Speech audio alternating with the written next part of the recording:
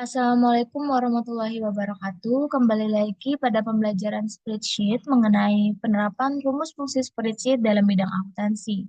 Pada video-video sebelumnya, kita sudah membahas rumus fungsi apa saja yang bisa digunakan pada spreadsheet dalam akuntansi. Nah, hari ini kita akan coba untuk membuat neraca lajur ya, menggunakan rumus ataupun fungsi spreadsheet agar memudahkan kita dalam membuat neraca lajur dan juga laporan-laporan keuangan dalam bidang akuntansi.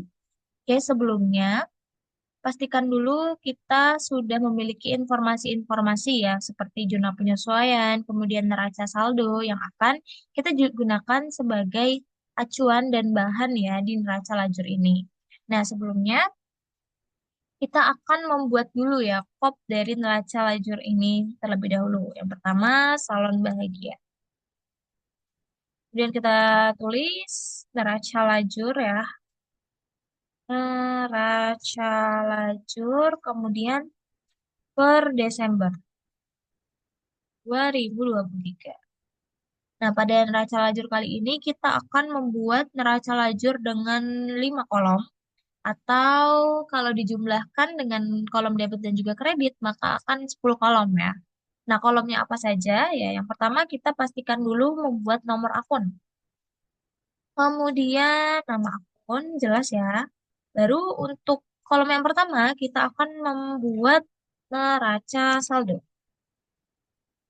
Pastikan debit dan juga kredit.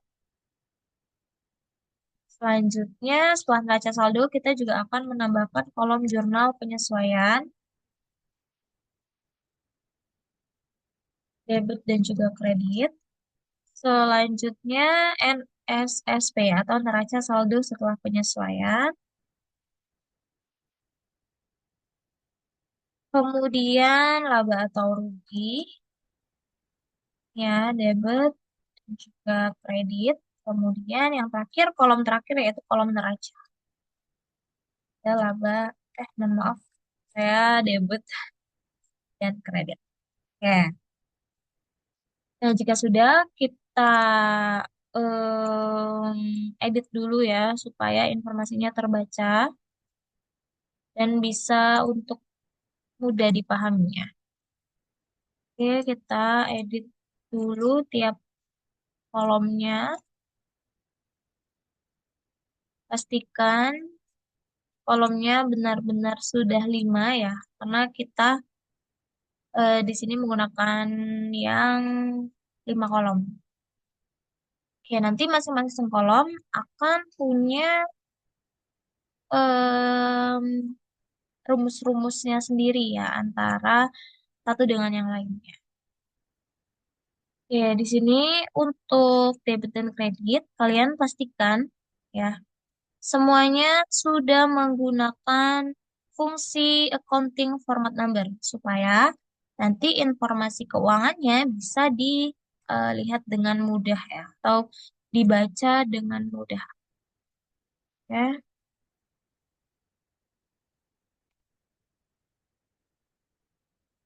Sekarang begini, kalau sudah semua bagian tabelnya diselesaikan, maka kita akan mulai untuk membuat isi dari masing-masing kolomnya. Sementara kita gunakan tabelnya segini dulu.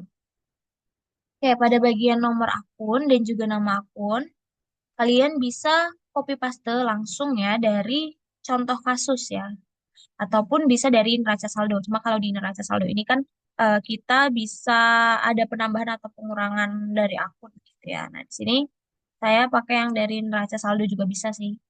Kita pakai yang neraca saldo aja ya, yang tidak perlu scroll terlalu lama-lama dan banyak gitu. Oke, kemudian kita paste di sini. Jika sudah, kita akan coba untuk mengisi pada bagian neraca saldo. Nah, di sini pada bagian neraca saldo kita cukup gunakan fungsi sama dengan. Kemudian kita beralih ke sheet neraca saldo. Di bagian saldo ya, kita gunakan yang bagian debitnya. Oke, kalau sudah nanti Kak akan keluar ya angkanya dan kita drop sampai bawah. Nah, kenapa menggunakan rumus sama dengan ini? Karena nanti kalau misalkan neraca saldonya tiba-tiba berubah ya atau ada perubahan, kalian tidak perlu mengubah lagi yang ada di neraca lajur. Jadi yang di neraca lajur ini langsung otomatis akan berubah. Itu pula pada bagian kredit, kita juga kembali ke neraca saldo, kemudian kita enter. Oke, di sini jangan lupa untuk di drop sampai bawah ya, rumusnya karena sama. Nah, maka akan terlihat seperti ini. Oke, untuk memastikan nanti di bawah kita akan gunakan rumusan, tapi setelah semuanya selesai saja ya. Oke, pada bagian jurnal penyesuaian, kita akan menggunakan rumus sum if ya. Di mana rumus sum if ini berguna untuk menotalkan atau menjumlahkan semua akun-akun yang sama. Jadi kalau misalkan nanti di jurnal penyesuaian, misal ya akun kas ini ada dua, jadi dia langsung otomatis menjumlahkan. Jadi kita tidak perlu lagi untuk double cross check ataupun menghitung ulang seperti itu. Oke, gimana rumusnya? Kita langsung aja. Yang pertama sama dengan sum if. Nah, pada bagian range, kita pergi ke jurnal penyesuaian yang akan dijadikan sebagai eh, tabel utama ya, yang akan kita lihat ya. Di Cukup di nama akun dan nomor akun saja, karena debit dan kreditnya nanti akan digunakan di bagian sum range-nya. Jangan lupa untuk dikunci pakai FN, F4 atau juga bisa pakai F4. Kemudian tanda semikolon. Nah, pada bagian kriterianya kita masukkan kriteria di nama akun. Jadi, kalau misalkan nanti di tabel jurnal penyesuaiannya ya, tabel jurnal penyesuaiannya yang sudah kita blok tadi ada nama akun kas, itu ya, maka nanti yang akan kita jumlahkan yaitu yang di bagian debitnya. Oke, kita pergi ke jurnal penyesuaian. Nah, di bagian debitnya kita blok ya. Jangan lupa untuk dikunci supaya nanti rumusnya tidak eh, acak-acakan ketika di drag sampai bawah. Nah, maka nanti akan muncul seperti ini. Oke, di sini nol ya, di sini nol karena belum memiliki atau di jurnal penyesuaian itu tidak ada akun kas seperti itu. Oke, karena ini sepertinya belum menggunakan accounting ya formatnya, jadi kita ubah dulu. Nah, ya udah. Jangan lupa untuk di drop sampai ke bawah. Ya, di sini piutang ada di debit, kita lihat ya. Piutang itu ada di debit, betul ya, sebesar 1.500.000. Kemudian di debit lagi ada beban ya, beban perlengkapan, kemudian beban penyusutan dan beban sewa. Beban penyusutan, beban sewa, dan beban perlengkapan semuanya ada di debit. Ya, jadi betul ya untuk nominal-nominalnya ini. Nah, pada bagian kredit juga sama, kita menggunakan rumus sum if. Tapi nanti yang membedakan hanya di bagian sum range-nya saja. Nah, pada bagian range, kita blok lagi dari nama akun sampai nomor akun. Ya, kalian kunci, kemudian tanda semikolon, kriterianya yang nama akunnya, kemudian semikolon lagi, maka yang akan ditotalkan ada yang di bagian kredit. Jangan lupa untuk FNF4 dan tutup kurung. Nah, setelah sudah, nanti akan muncul seperti ini. Oke, perlengkapannya berkurang berapa ya, kemudian dan lain-lain sebagainya. Oke, karena jurnal penyesuaian sudah ya, kita sudah menggunakan rumus sum if di jurnal penyesuaian.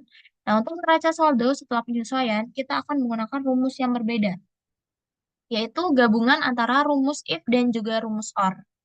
Karena kenapa? Karena ini kita punya dua kriteria ya, karena kan neraca saldo setelah penyesuaian ini adalah penjumlahan dari neraca saldo sebelumnya dan juga transaksi yang ada di jurnal penyesuaian. Seperti itu.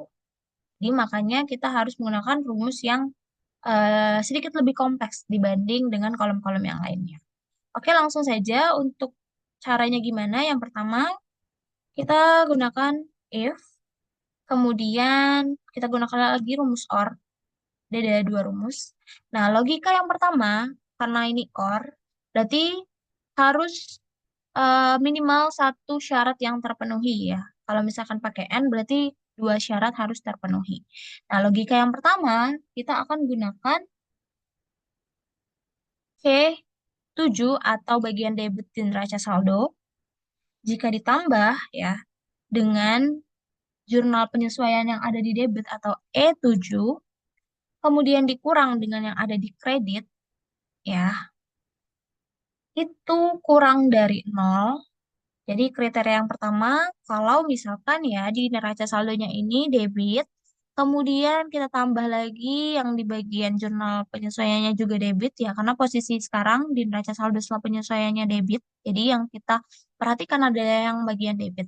Kemudian dikurang sama kredit yang ada di jurnal penyesuaian, karena dia beda ya antara debit dan kredit, maka kreditnya dikurang, itu kurang dari nol. Nah, itu untuk logika yang pertama. Atau untuk logika yang kedua, itu kredit dari neraca saldo itu tidak sama dengan nol.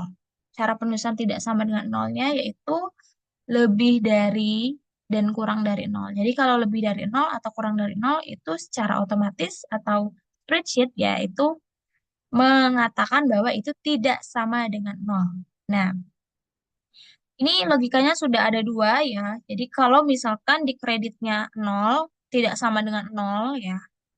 Atau juga bisa si debitnya ditambah debit dikurang kredit lagi itu lebih dari nol, maka yang terjadi adalah nol.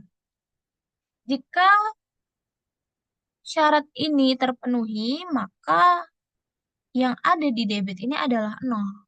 Jika tidak dipenuhi, ya, jika tidak terpenuhi, maka nanti C7 atau kolom debit ditambah lagi yang ada di neraca jurnal umum, jurnal penyesuaian, kemudian dikurang yang ada di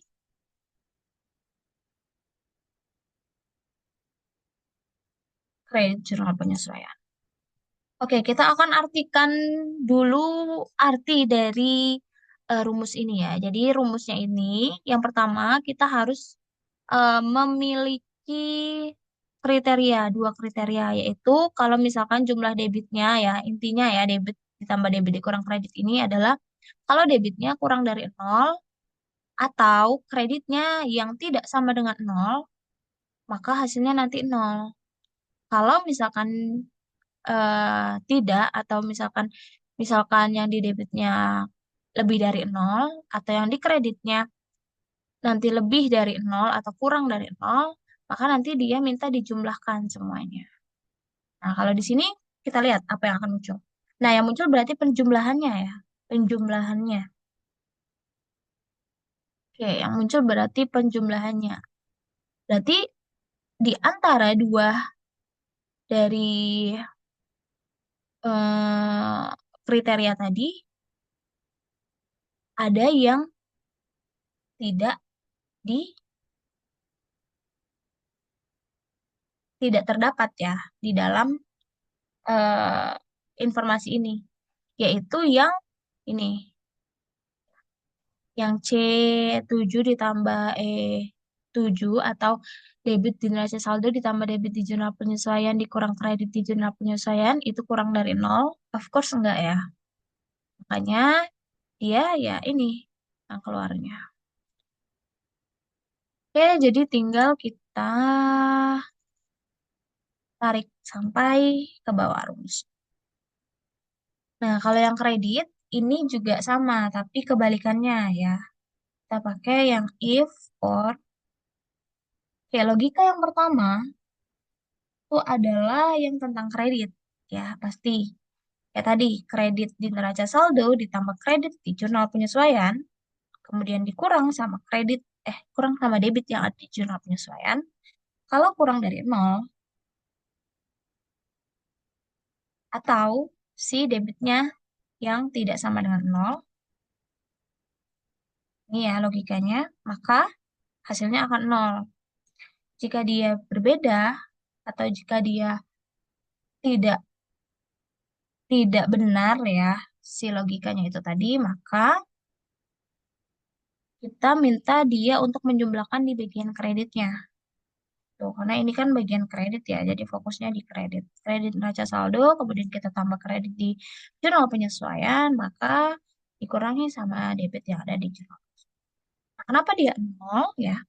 Karena di sini benar salah satu dari si kriterianya tadi. Itu ya.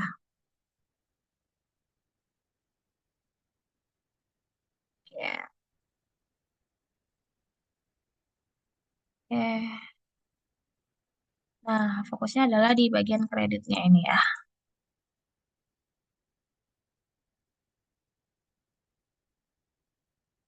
Oke, udah semuanya sudah. Nah, kita akan lanjut membahas di bagian laba rugi.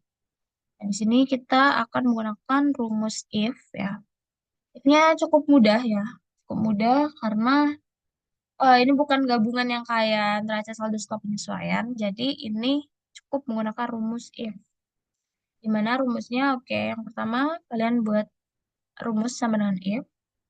Di logikanya, jika ya si nomor akunnya ini itu lebih dari sama dengan 4.000, maka yang digunakan adalah kolom debit yang ada di neraca saldo setelah penyesuaian. Jika tidak, maka nol. Kenapa 4.000?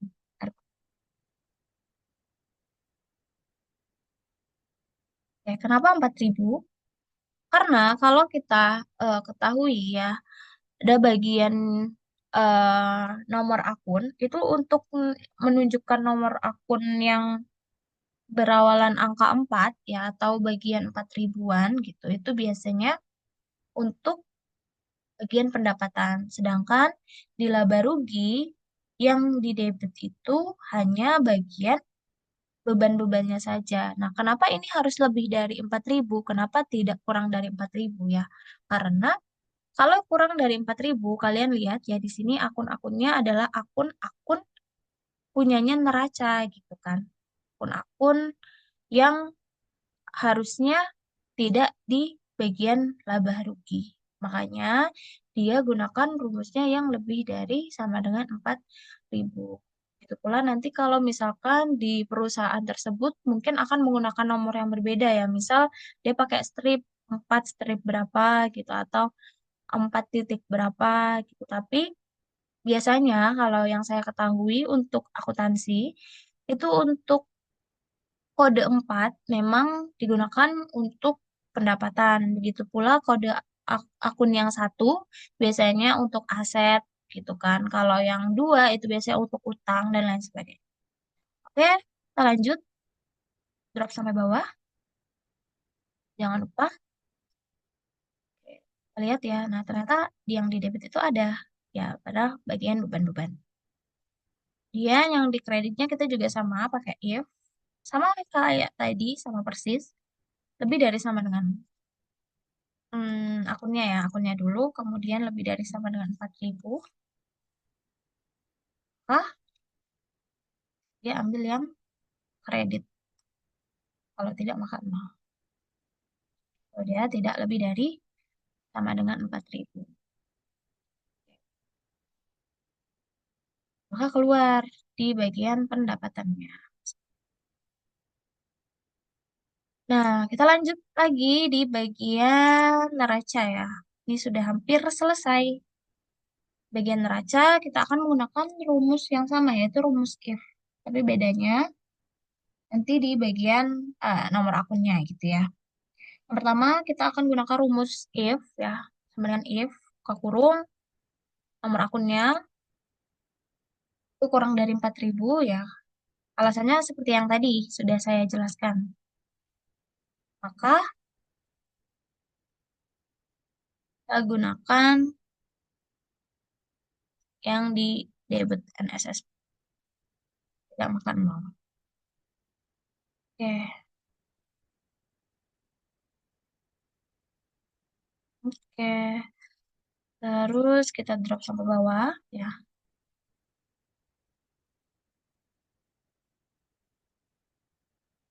Kita lihat ya, apakah beban juga ikut turun atau tidak. Nah, ternyata benar ya, beban-beban itu tidak ikut turun karena nomor akunnya tidak kurang dari 4.000. Itu pula untuk yang bagian kredit. Logikanya seperti itu ya. Kalau nomor akunnya kurang dari 4.000 ya, maka nanti itu yang digunakan. Ingat ya, nominal yang digunakan yang di NSSP. Jangan sampai kalian keliru, karena nanti kalau keliru, hasilnya akan berbeda. Oke, kita drop sampai bawah. Nah, sini ya, kalau semuanya sudah kita eh, isi masing-masing kolomnya, sekarang kita akan menjumlahkan tiap-tiap kolomnya. Dan kita juga akan menganalisis apakah sebenarnya ini untung atau rugi gitu. Yang pertama kita jumlahkan dulu semuanya ya, samaran sum, supaya kita bisa melihat apakah ada selisih atau tidak. Kalau ada selisih nanti akan kita deteksi.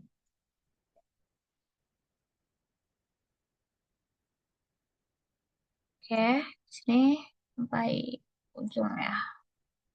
Oke, kita lihat semuanya apakah sudah balance atau belum gitu ya. Oke, ternyata untuk bagian kolom pertama ini sudah balance, kolom kedua begitu juga, kolom ketiga juga sudah balance. Nah, kolom yang keempat dan kelima ini belum balance. Kenapa? Wajar ya, karena ini kita harus tahu dulu apakah dia untung atau juga rugi. Nah, untuk mengetahui untung dan juga rugi, kita harus buat pakai rumus lagi supaya memudahkan ya. Kita pakai rumus if sama dengan if atau jika ya kredit di laba rugi itu lebih besar daripada debit yang ada di laba rugi, maka dia laba ya. Kalau tidak, ya maka dia rugi. Nanti kita akan tahu dia laba atau rugi. Nah, kita baca dulu ya logika if-nya kenapa seperti ini. Ya, kenapa kita ambilnya yang di laporan laba rugi? Karena di laporan laba rugi ini kan memang menentukan ya apakah perusahaan itu laba atau rugi gitu. Dan kenapa harus yang kreditnya yang lebih besar daripada yang debitnya? Karena di bagian kredit, ini kalau kalian tahu ya, ini adalah akun pendapatan. Berarti kalau misalkan pendapatannya lebih besar daripada beban-bebannya yang sudah dikeluarkan oleh perusahaan itu, maka perusahaan itu artinya laba. Ya, kalau misalkan sebaliknya artinya rugi gitu. Kita lihat apakah laba atau rugi nih si salon bahagia. Oke, ternyata salon bahagia ini punya laba ya. Ternyata dia menghasilkan laba. Nah, labanya berapa? Kita akan gunakan rumus juga supaya nanti lebih mudah ya kalian untuk mendeteksinya. Jadi di sini kita gunakan if juga ya. Sama kayak tadi ya, sama dengan jika ya ini lebih besar daripada ini, maka si ini dikurang ini.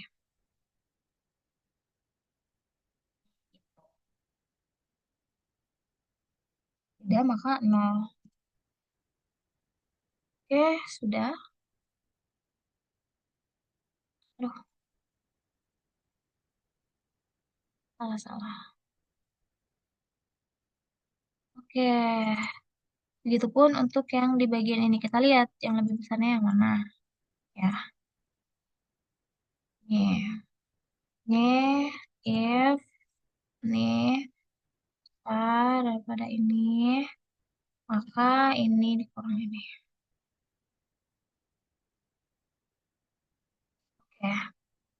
Nah, karena yang bagian ini yang belum seimbang, maka kita akan seimbangkan dulu. Kita lihat apakah dia seimbang atau belum. Oke, ternyata sudah seimbang ya semuanya. Nah, kalau yang ini kita pakai rumus sama dengan saja ya. Nah, ini sudah di total di atas, kayak mudah. Oke. Nah, ini kita kasih jumlah dan ini total. Oke, semuanya sudah selesai untuk penerapan fungsi spreadsheet dan juga rumus-rumus spreadsheet di neraca lajur ya. Sudah menyelesaikan semuanya. Oke, mungkin sampai sini dulu untuk video mengenai penerapan rumus fungsi spreadsheet pada neraca lajur. Selanjutnya, untuk penerapan rumus fungsi spreadsheet di laporan keuangan akan kita bahas di video yang berikutnya. Terima kasih. Wassalamualaikum warahmatullahi wabarakatuh.